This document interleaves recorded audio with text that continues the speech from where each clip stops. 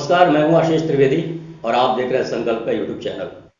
संकल्प के YouTube channel पर हमारा बेहद ही खास कार्यक्रम है संवाद। संवाद की आज की इस कड़ी में हमारे मेहमान हैं श्री राम जी तिवारी जी। आपका बहुत बहुत स्वागत है, अभिनंदन है। राम जी तिवारी कवि हैं, समीक्षक है, बहुत सारी किताबें इनकी प्रकाशित हो चुकी है।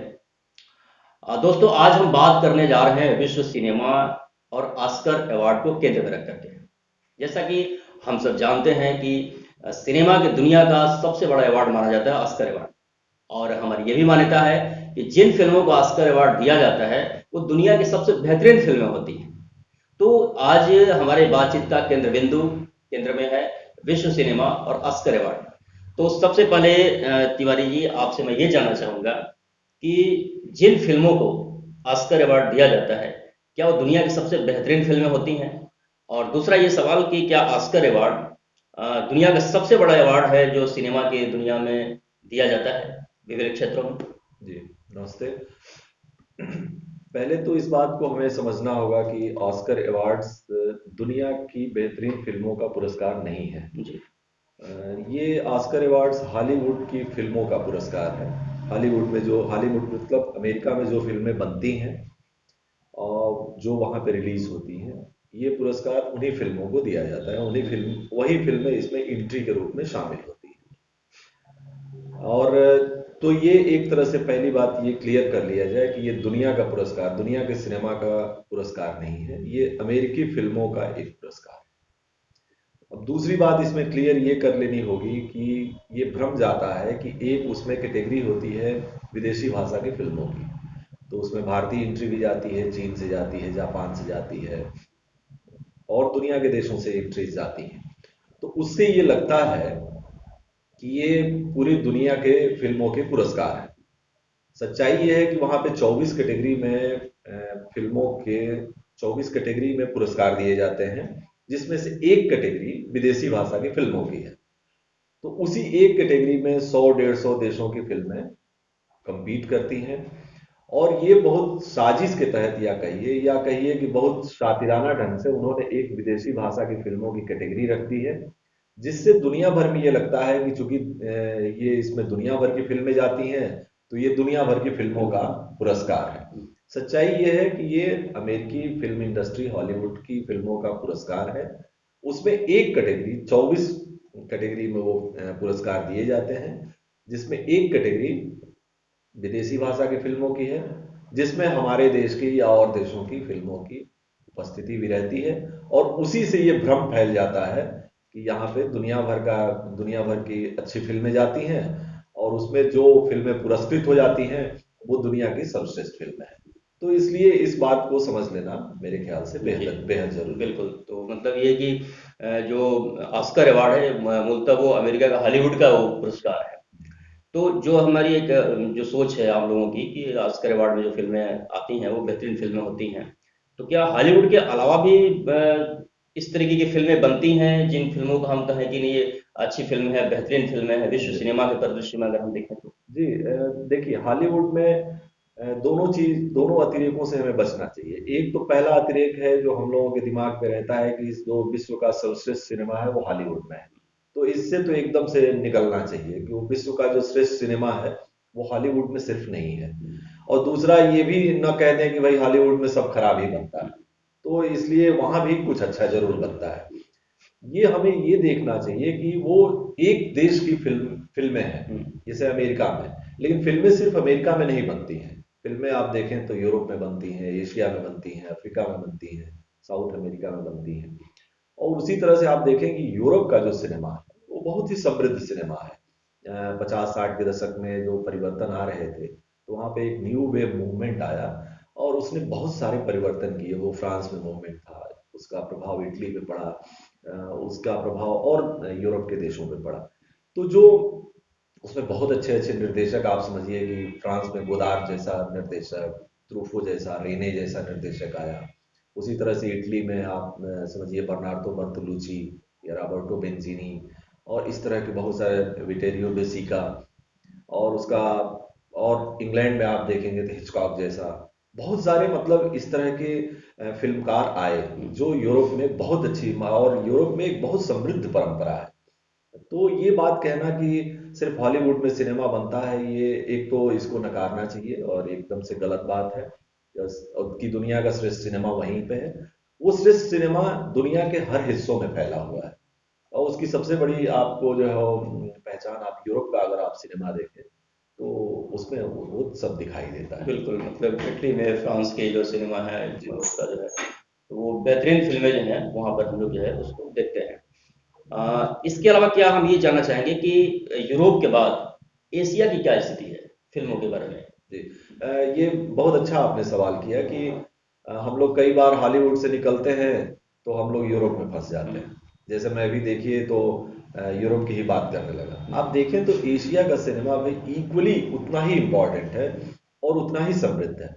जापान का जो सिनेमा है वो दुनिया में माना जाता है कि उसने बहुत सारे सकारात्मक परिवर्तन दुनिया के सिनेमा पर किए हैं। कुरोसावा जैसा महान फिल्मकार जापान में ही हुआ था, यासुरो ओजी, बहुत सारे फिल्मकार हैं जो जापान के। चीन का जो सिनेमा है वो सेंसिटिविटी के मामले में दुनिया के सिनेमा की एक बहुत अच्छी जगह रखता है। उसी तरह से हांगकांग में जो एक बहुत अच्छे निर्देशक हैं, वांग कार वाई, उनका सिनेमा कहा जाता है कि प्रेम जैसे विषय पे उनकी जो सॉरी उनकी जो कृतियां हैं वो माइलस्टोन मानी जाती हैं। कोरिया का सिनेमा है, ईरान का सिनेमा है, इवन भारत का सिनेमा है।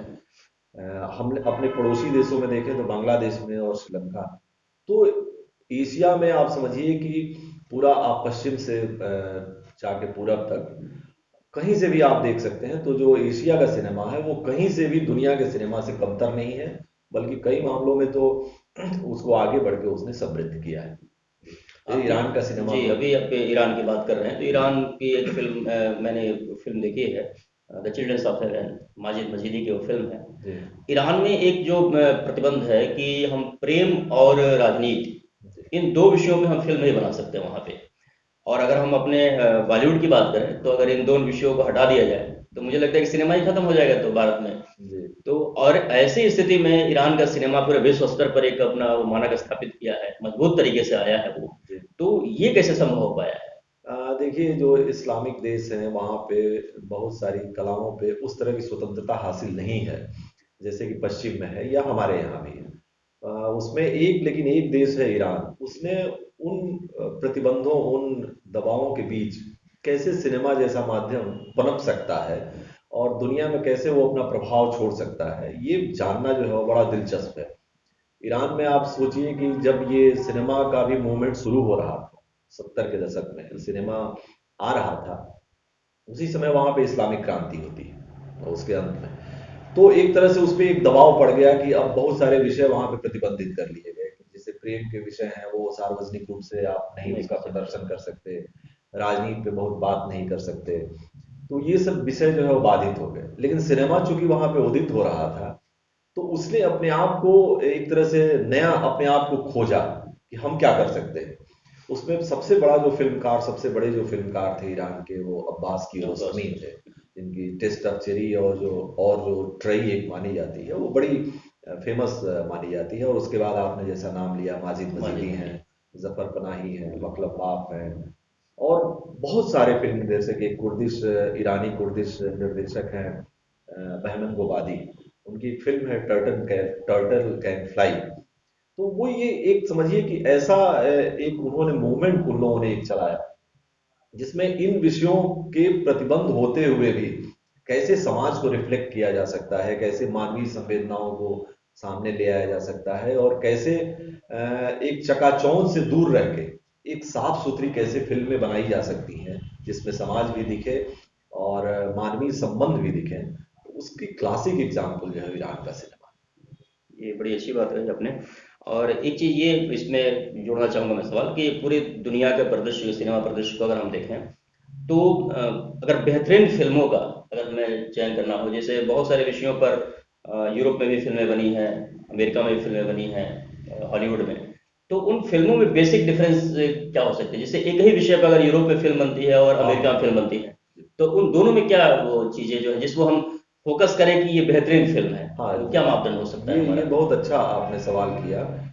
आप जैसे इस सवाल का जवाब जो है वो सबसे बेहतर ये हो सकता है कि किसी एक विषय पे यूरोप ने या अमेरिका ने क्या फिल्में बनाई हैं, तो उसमें क्या अंतर क्या आ अंतर सकता है। जी। जैसे एक विषय में होलोकास्ट को लेता हूँ, जो हिटलर का एक तरह से कहिए कि जो नरसंहार हिटलर के नेतृत्व में हुआ यहूदी लोगों का, तो उसमें वो विषय जो होलोकास्ट के रूप में जाना जाता है, उस विषय पे अमेरिका में भी सिनेमा बना है और यूरोप में भी बना है, और यूरोप के कई देशों में बना है।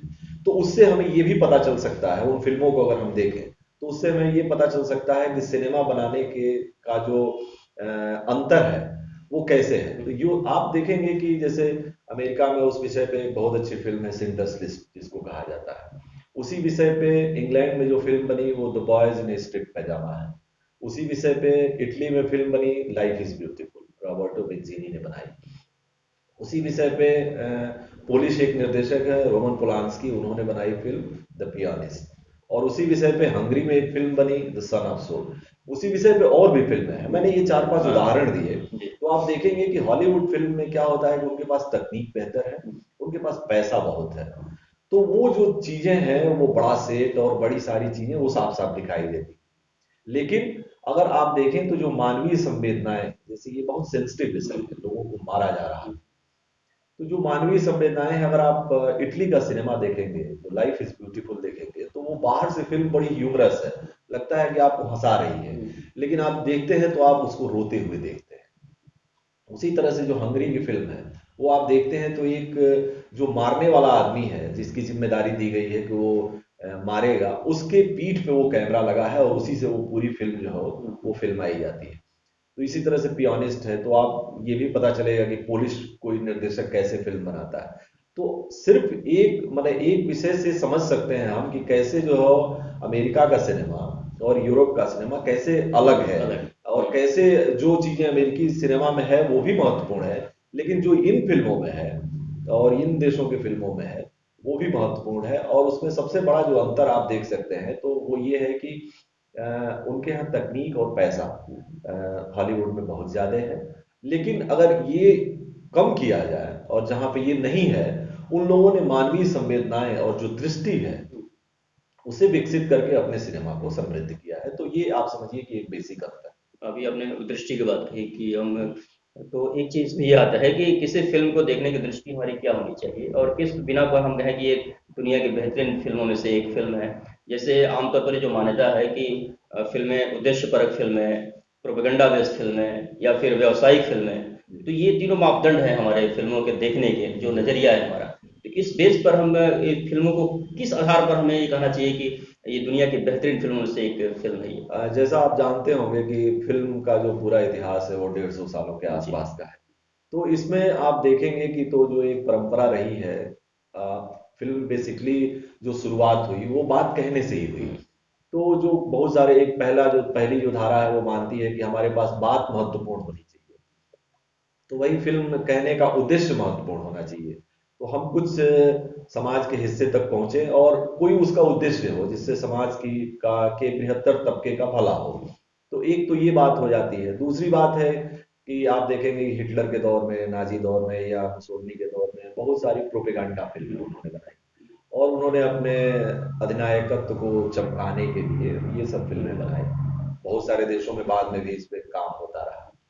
लेकिन एक तीसरी पीढ़ी जो हॉलीवुड जिसका प्रतिनिधित्व करती है, उसमें आप देखेंगे कि उन लोगों ने पूर्ण रूप से व्यावसायिक फिल्में और जो पैसा कमाना सबसे बड़ा उद्देश्य है। हालांकि ऐसा नहीं है कि वो प्रोपेगेंडा उसके बीच में नहीं करते हैं, वो अपने देश के हितों का उसमें बहुत ख्याल रखते हैं।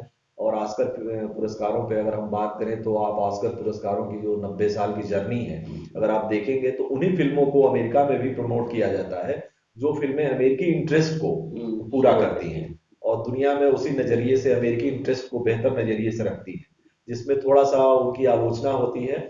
उस उन फिल्मों को पुरस्कृत होने से करने से ऑस्कर एकेडमी भी बचती है। तो वो एक तरह से कहिए कि अमेरिका के पुरस्कार और अमेरिकी प्रोपेगेंडा के पुरस्कार भी एक तरह से नजर आते हैं।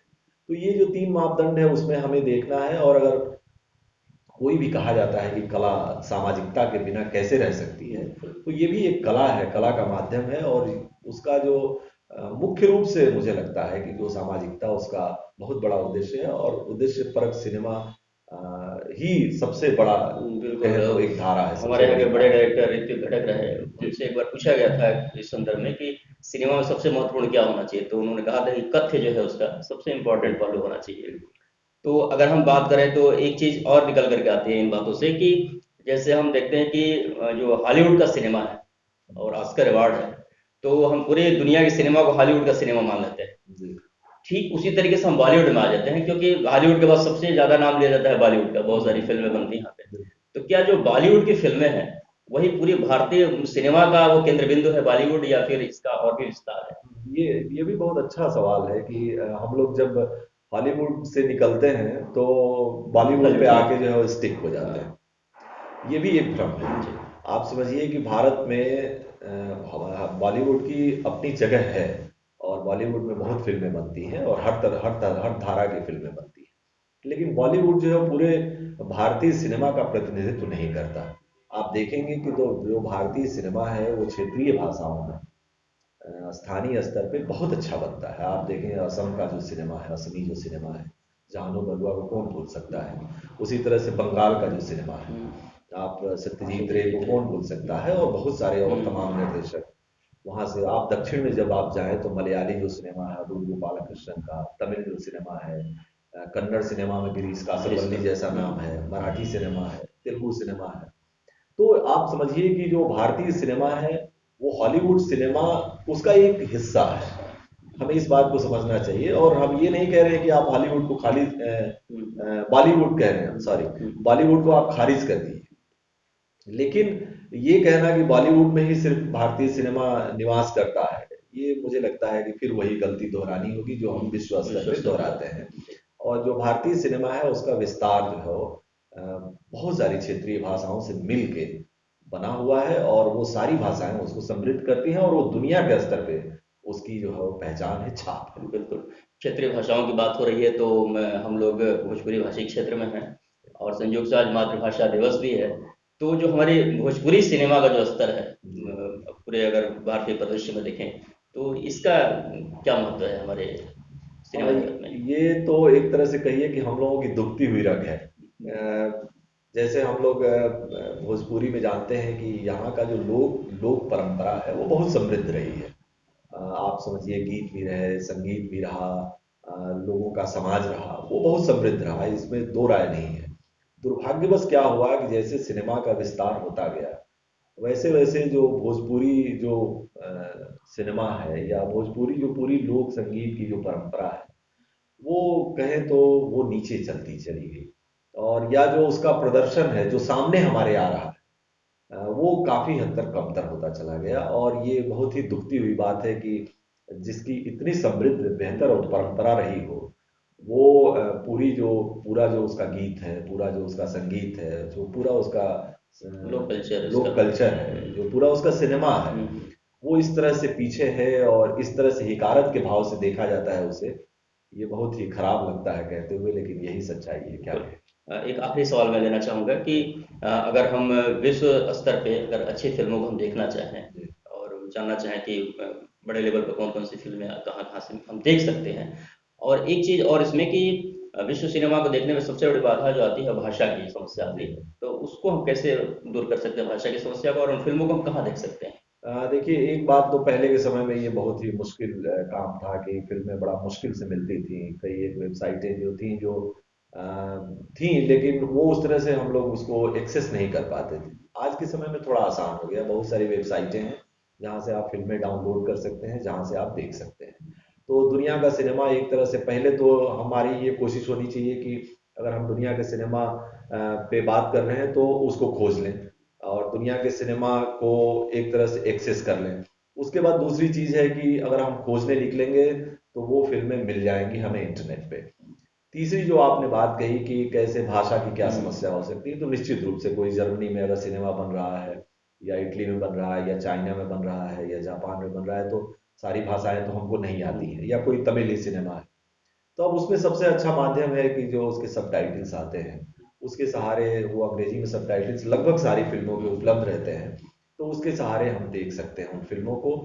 थोड़ी मुश्किल तो जरूर होती है सबटाइटल से देखना, हुँ, लेकिन हमारे सामने फिर विकल्प नहीं है। विकल्प अब नहीं। वो फिल्में हिंदी में आए तब तक हो सकता है कि बहुत देर हो जाएगी, या पता नहीं कितना समय बाद ये सारी फिल्में आएंगी।